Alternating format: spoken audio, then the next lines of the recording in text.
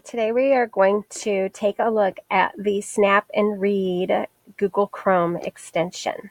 So the first thing we need to do is actually add this extension to your extensions bars up here. So in order to do that, you're going to go down to the launcher. Now I'm on a Chromebook, so I'm going to go from the launcher to the web store. If you're a PC, you're going to go up over here in the upper left-hand corner where the apps are. You're going to click on that and then head to the web store. Either way, you want to get to the web store.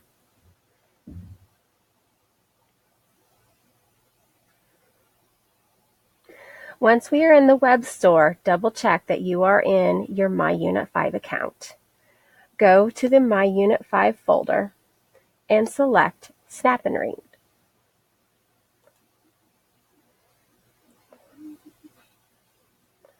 Once Snap and Read pops up, you're going to add to Chrome. Once it's added to Chrome, you will see this icon on your extensions bar.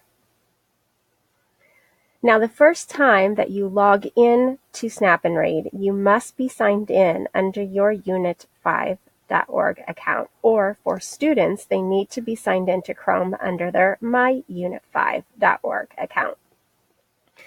The first time that this does this, it is going to take a while. So it may take up 1 minute up to 2 minutes for it to acknowledge that you are in the correct domain and you have license to use this.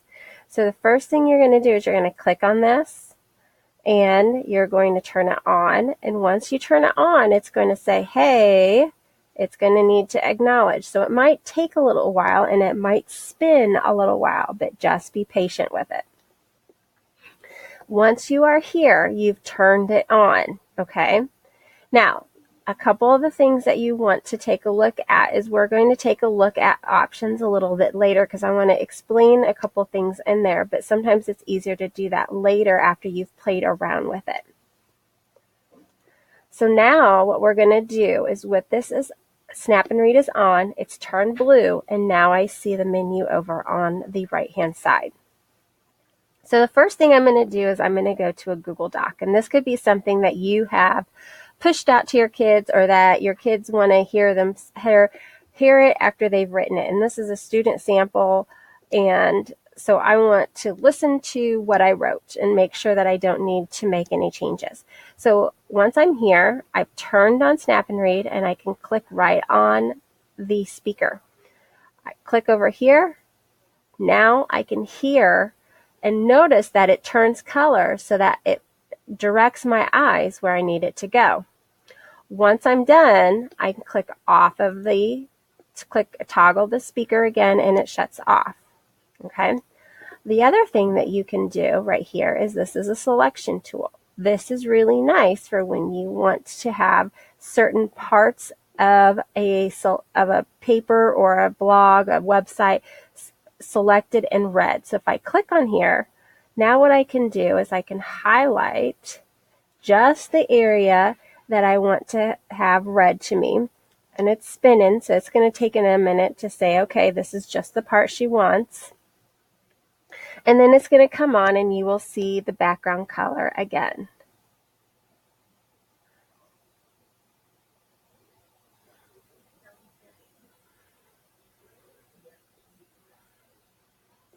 You can exit out of that box, or you can simply toggle that back off, and that shuts that off. Now, you may decide that the reading level have the pace of reading is a little bit fast or a little bit slow for you. So what you're going to do is down here in the lower right-hand corner, you're going to expand the Snap and Read menu items. So what we're going to do is we're going to come over here to the three little dots, and we're going to go to options. Now we can go to options up here, but since we're already in the program, let's go from here. Now here's all these different options. Text color, black, highlight color. You can change this. So if green isn't the color that your kids want, they want a softer color, you can definitely do that. You can make it yellow. It can be basically whatever you want there. Okay. So you have some options that you can do. Then if you want the speed and the volume, You can take it down and you'll be able to listen to how it's talking. You can also speed it up and see if that's the pace that you want. You can adjust the pitch as well, so you can put lower voices versus higher voices. Now, that's kind of nice. Over here on the other side, you can have them show reading level icon. Screenshot reader is auto speak. Load PDFs into SnapandRead, so you can definitely do that. Dictionary to double click on a definition in SnapandRead, and you have a translate. So you can translate into, so if I click on this and then I click right here, I can change this from English. I can change it to French if I want to. So I can change the French, and then I have the translate of this is the voice I'm going to hear. So I can translate from English to French, which is nice.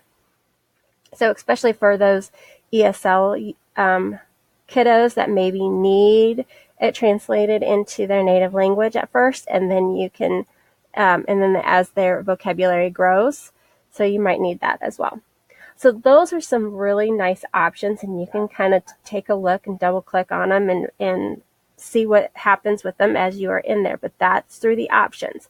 Done with all of this stuff, I'm going to exit out.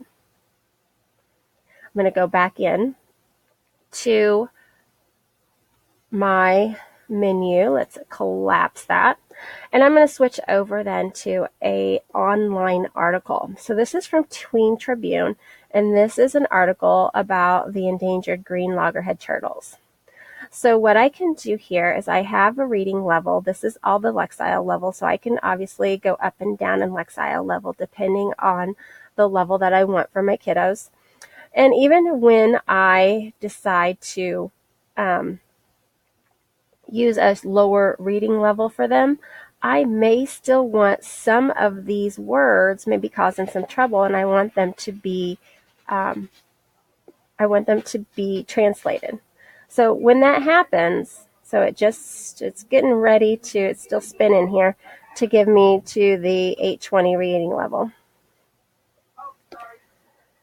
And once it does that, I'll see my menu item come back over here. There's my SnapandRead. So now what I'm going to do is I'm going to use this third tool. So we've gone through the just reading. We've gone through the selection. Now this third tool is to help select and replace. So I'm going to click on this, and then I'm just going to select right here on my article. It's going to translate.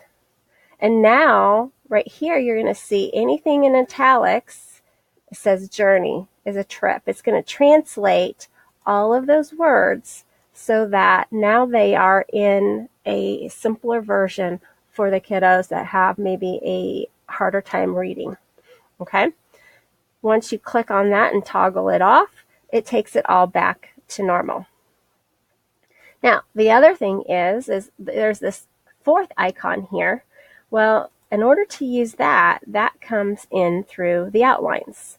So I have a geyser outline here, but this is turtles. So I'm going to create a turtle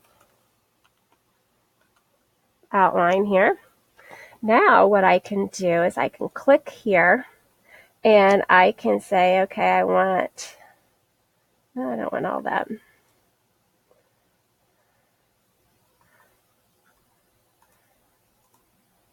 So I can select different parts of it, and I can select here and I can add different parts of it, and it pulls it into the outline. The nice thing is when I click over on the other side and go into the sources, it automatically puts it in APA or MLA or Chicago style, which is kind of nice. Now, if I want to get rid of one of these, I click on it and I delete, which is really nice. Now I can go back and I can do the same thing to the outline. I can right click on it and choose delete to get rid of the outline. But you can select and put all of this stuff into an outline. So if you want them to grab the main ideas, then you can pull that over. So that is really the gist of SnapandRead. Most importantly, it's available excuse me, to all students in Unit 5, so they can download the extension and they can listen to all of their digital handouts. They can listen to any of the articles that you have assigned for them to read. They can do selection, so they can just listen to certain parts of it at a time. They can translate it, and then they can make an outline to it.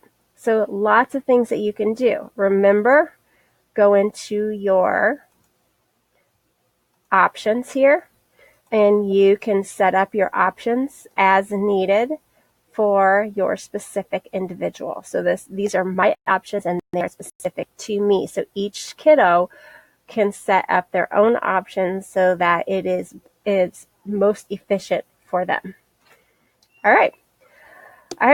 Go ahead, grab a hold of it, and start using it.